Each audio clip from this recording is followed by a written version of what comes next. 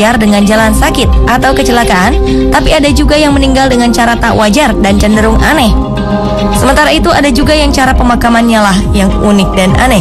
Seperti apa kisah fenomenal dari berbagai kematian orang-orang berikut? Pemirsa, inilah 7 kisah kematian aneh versi On The Spot.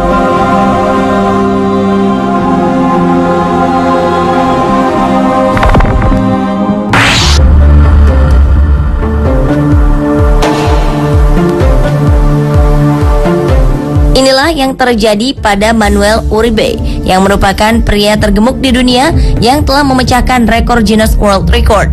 Dalam usianya yang baru mencapai 48 tahun, Manuel memiliki berat sekitar 560 kg, dan berat itu pun mampu memecahkan rekor dunia. Sayangnya di usia yang ke-48 tahun, Manuel menghembuskan nafas terakhirnya karena masalah kesehatan. Kegemukan yang dialami Manuel membuat dirinya tidak dapat bergerak dari tempat tidurnya. Bahkan, ia harus dirawat di rumah sakit karena mengalami masalah kesehatan. Namun demikian, yang unik dari Manuel adalah proses penguburan dirinya, mulai dari membawa mayatnya hingga ke pemakaman. Saat membawa mayat Manuel, dibutuhkan banyak sekali orang karena peti matinya berbeda dari yang lain dengan ukuran yang sangat besar. Untuk mengangkut jasad Manuel pun tak bisa menggunakan kendaraan mobil seperti biasa. Mayat Manuel harus diangkut dengan kontainer karena beratnya yang sangat berlebih.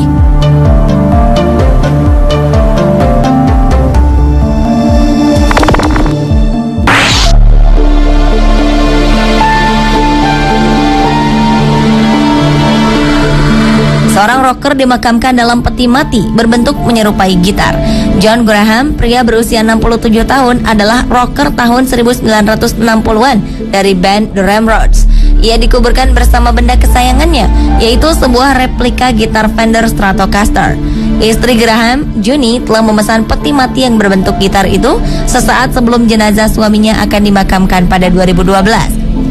Pengrajin pemakaman menghabiskan waktu berbulan-bulan untuk membuat peti mati sesuai model gitar favorit Graham. Gitar Fender Stratocaster ini diberikan sebagai hadiah saat kakek 5 cucu yang biasa dipanggil Johnny itu baru berusia 15 tahun. Pemakaman John Graham pun dipadati ratusan pelayat di gereja reformasi St. Andrew di Cheltenham, Inggris. Uniknya lagi, pemakaman ini pun dipenuhi dengan musik.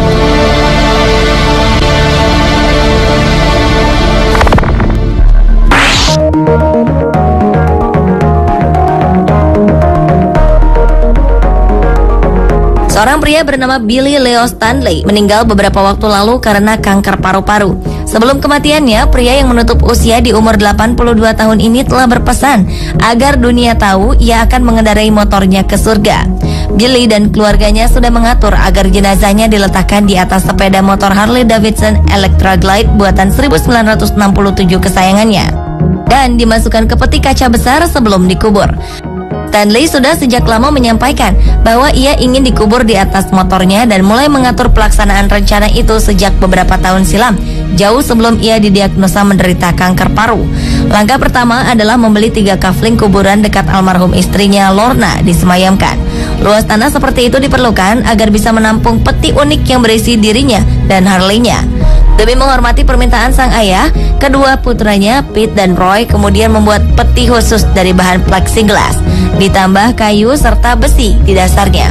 Kemudian dibutuhkan 5 orang tukang balsam untuk menyiapkan jasad Billy dan mengikatnya dengan tali dan penahan metal agar ia bisa duduk tegak di jok motornya.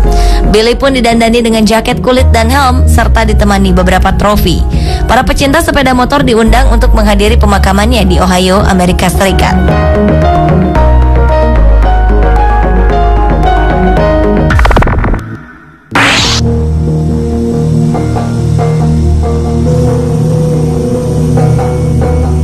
Pada tahun 2010, Michael Faherty, pria berusia 76 tahun, ditemukan terbakar sampai mati di rumahnya di Irlandia. Tetangga Michael dibangunkan oleh suara alarm dan melihat asap tebal yang berasal dari rumah Michael.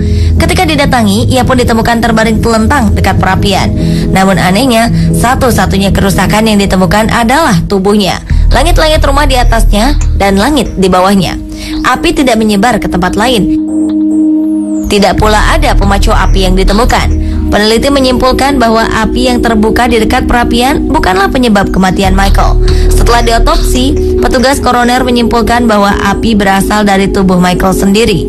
Kematian Michael Flaherty pun masuk dalam kategori spontaneous human combustion, yaitu tubuh terbakar spontan yang hingga kini penyebabnya masih menjadi misteri.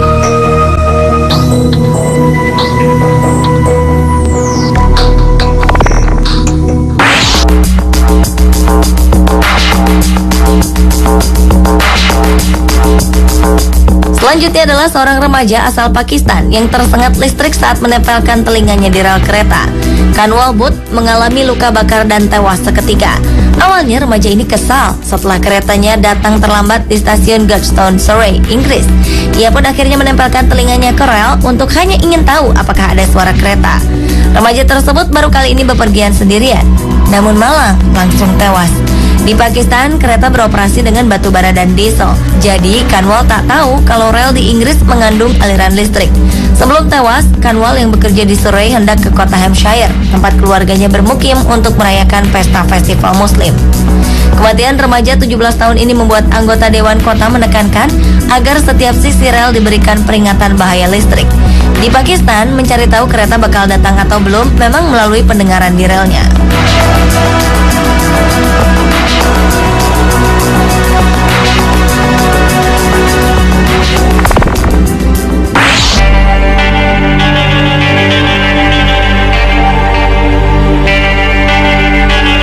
Penyebab kematian pria berikut ini cukup aneh. Seorang pria bernama Zachary McKee tewas karena terkena arus listrik di rel ketika ia buang air kecil di sebuah perhentian subway di Evanston, Illinois, Amerika Serikat. Menurut polisi setempat, McKee turun ke jalur rel di stasiun South Boulevard dan jatuh terkapar pada April 2012 lalu.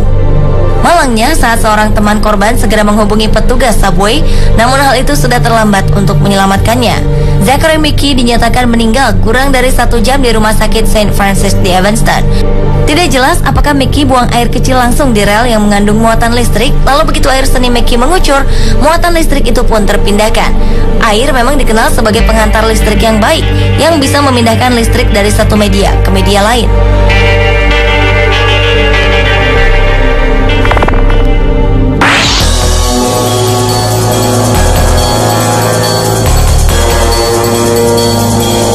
Susah membayangkan seseorang yang memiliki bobot 136 kg menduduki orang lain yang hanya berbobot 54 kg. Seorang wanita bernama Mia Landingham dari Ohio, Amerika Serikat diajukan ke pengadilan dengan dakwaan pembunuhan karena menduduki suaminya yang kurus hingga tewas. Awalnya pasangan itu terlibat pertengkaran dan di tengah adu mulut, Mia menduduki sang suami yang bernama Michael Middleton Bay. Diketahui Michael mengalami encephalopati hipoksik iskemik karena saluran oksigen yang menuju otaknya terputus. Inilah yang menyebabkan Michael tewas. Akibat peristiwa ini, Mia kemudian dihukum percobaan 3 tahun dan 100 hari kerja sosial. Vonis itu lebih ringan dari tuntutan 5 tahun penjara. Hukuman ini dijatuhkan karena Mia mengaku bersalah sebagai penyebab kematian seseorang, yaitu ayah dari ketiga anaknya.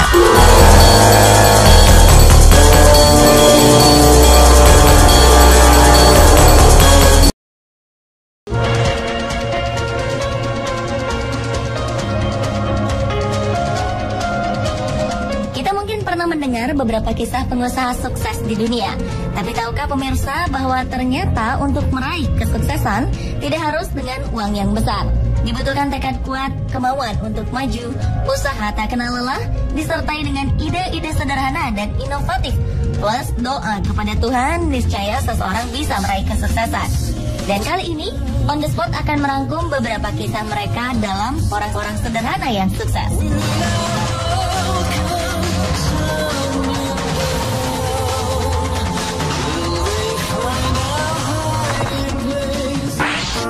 The most beautiful time of the year. Lights fill the streets, spreading so much cheer. Keterbatasan biaya dan kurangnya fasilitas nyatanya tak mampu meredam impian dan tekad bulat seseorang untuk meraih kesuksesan. Seperti kisah Raini, gadis muda anak tukang beca. Ia berhasil wisuda dengan gelar lulusan terbaik.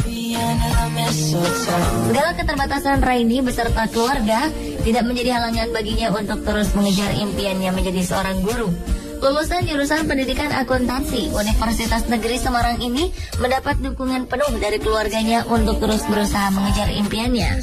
Sang ayah, Mugiono, rela pensiun dini dari pekerjaan sebelumnya hanya untuk mendapatkan uang pesangon demi membiayai kebutuhan perkuliahan anaknya dan memilih menjadi tukang beca. Tak hanya menjadi tukang beca, Mugiono juga menambah penghasilan untuk menafkahi keluarganya dengan bekerja sebagai seorang penjaga sekolah pada malam hari dengan bayaran 450.000 per bulannya. Melihat pengorbanan orang tuanya yang begitu besar untuk masa depannya, Raini tak menyia-nyiakan kesempatan. Ia berhasil merampungkan pendidikan S1-nya hanya dalam 7 semester dengan IPK nyaris sempurna, 3,96.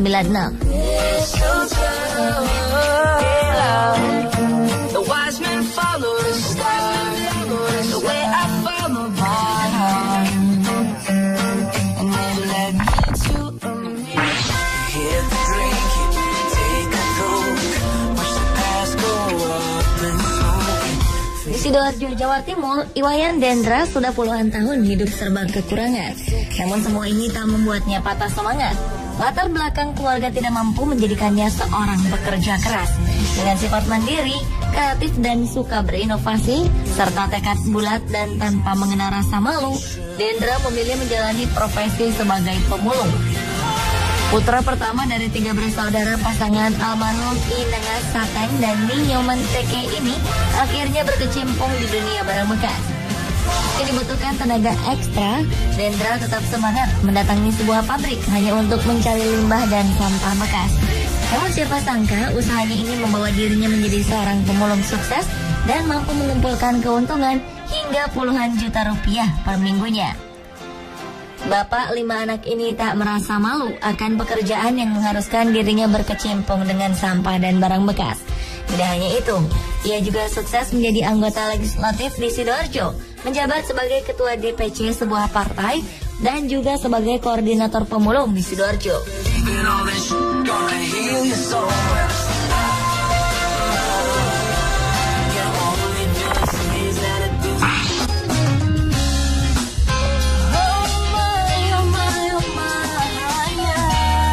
Bagi Anda pecinta Harry Potter tentu tak asing dengan sosok J.K. Rowling.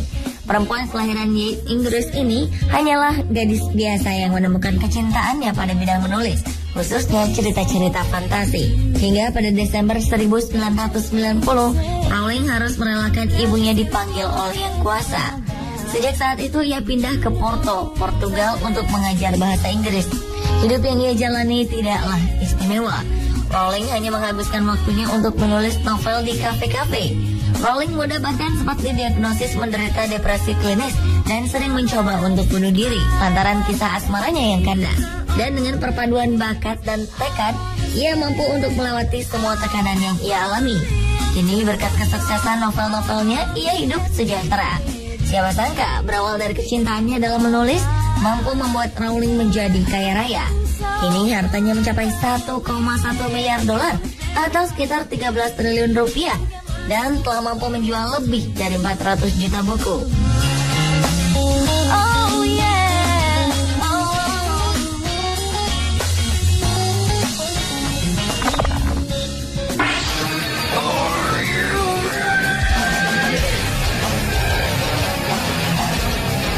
Pecinta musik heavy metal pasti tak asing dengan nama Ozzy Osbourne, vokalis band Black Sabbath yang juga dijuluki sebagai Godfather of Heavy Metal. Ternyata di balik karirnya yang cemerlang, Ozzy Osbourne melewati tahap-tahap sulit semasa hidupnya. Lahir di Aston, Inggris, Ozzy tumbuh dalam lingkungan yang jauh dari kata cukup. Bekerja sebagai pembuat perkakas, orang tuanya bekerja keras untuk menghidupi Ozzy dan 5 saudara kandungnya. Selain itu, Ozzy juga penderita disleksia dan tidak mampu menunjukkan prestasi yang baik di sekolah, sehingga ia lebih melirik ke kegiatan ekstrakurikuler seperti musik dan drama. Namun sayang, di usianya yang ke-15, Ozzy putus sekolah dan menjadi buruh konstruksi. Guna bertahan hidup, ia melakukan berbagai pekerjaan seperti menjadi tukang ledeng, pembuat perkakas, dan menjadi buruh di pabrik mobil. Pengalaman hidupnya ini membuat Ozzy membulatkan tekadnya meraih mimpi menjadi seorang penyanyi. Dengan usaha dan bantuan dari teman-temannya, Ozzy mampu membuat bandnya sendiri, Black Sabbath. Hingga kini Ozzy masih terus berkarya. Ia telah menghasilkan 9 album studio, 3 album live, dan single-single yang masuk di peringkat atas tangga lagu di Inggris.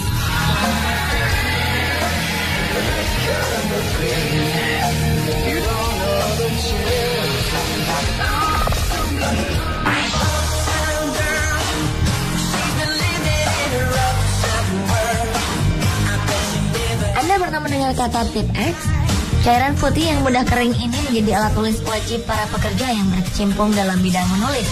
Alat ini mempermudah pekerjaan Anda tanpa harus mengetik atau menulis ulang saat Anda melakukan kesalahan.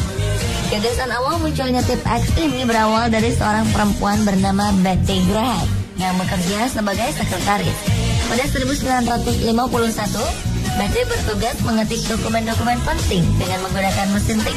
Tak jarang Betty melakukan kesalahan dalam mengetik yang mengharuskannya mengulang semuanya dari awal.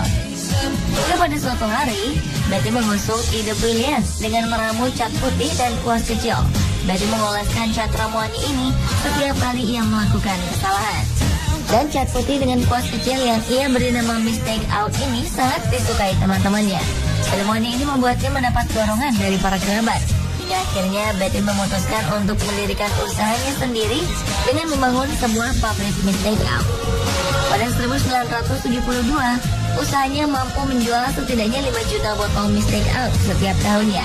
Dan menurut data, ketika Betty meninggal pada 1980, kekayaannya mencapai 475 juta dolar atau sekitar 5,6 triliun rupiah. Wow, siapa sangka kalau ide kecil itu bisa membuatnya kaya.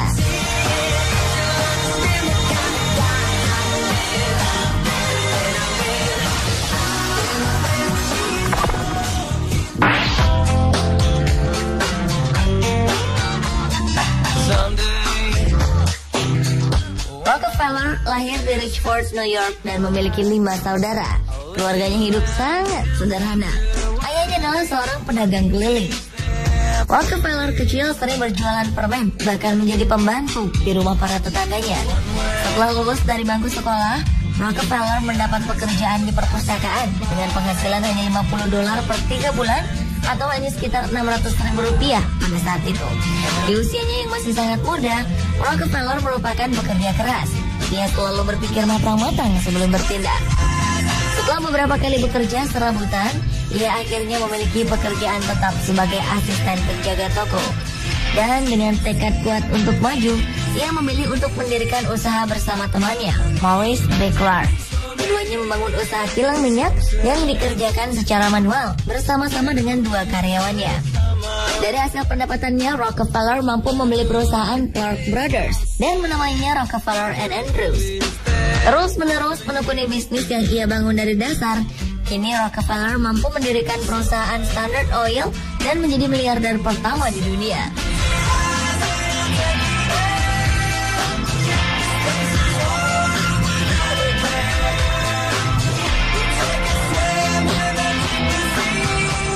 Pemirsa, itulah beberapa kisah sukses orang sederhana versi on the spot.